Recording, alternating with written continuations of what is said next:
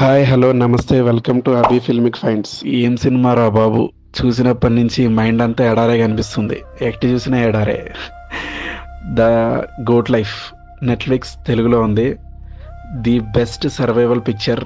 Hero పృథ్వీరాజ్కి అయితే చేతులెత్తి దండం పెట్టాల్సిందే. డైరెక్టర్ బ్లెస్సీ ప్రతి ఫ్రేమ్ని హాలీవుడ్ లెవెల్లో చూపించాడు.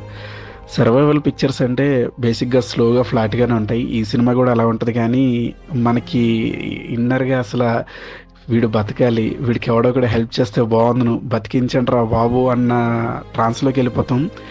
చాలా గొప్ప మూవీ, చాలా చాలా బాగుంది మూవీ. నెట్ఫ్లిక్స్లో ఉంది తెలుగులో, హ్యాపీగా చూడండి.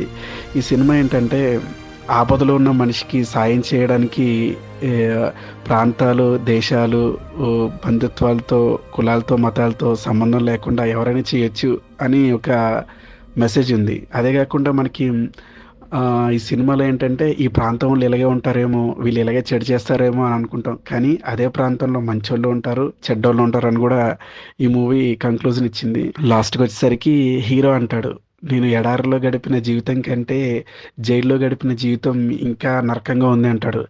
అది ఇంటికి వెళ్తున్న ఆతృతలో అన్నాడా, లేకపోతే జైల్లో కూడా కష్టాలు పడ్డాడా, లేకపోతే జైల్లో ఉన్న కష్టాలు కూడా పార్ట్ టూ తీస్తాడా అనేది నాకు అర్థం కాలేదు. ఓకే, ఈ మూవీ అయితే చాలా చాలా బాగుంది. మీకు ఈ సర్వైవల్ పిక్చర్ నచ్చినట్లయితే కనుక కాస్టేవే అని చెప్పేసి ఇంగ్లీష్లో ఒక మూవీ ఉంటుంది.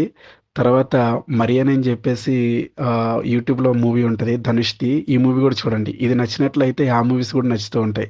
ద కాస్టేవే ఫస్ట్ 15 మినిట్స్ బోర్గా ఉంటుంది, కానీ తర్వాత అసలు వేరే ట్రాన్స్లోకి తీసుకెళ్ళిపోతారు. థ్యాంక్ యూ, నమస్తే, బాయ్.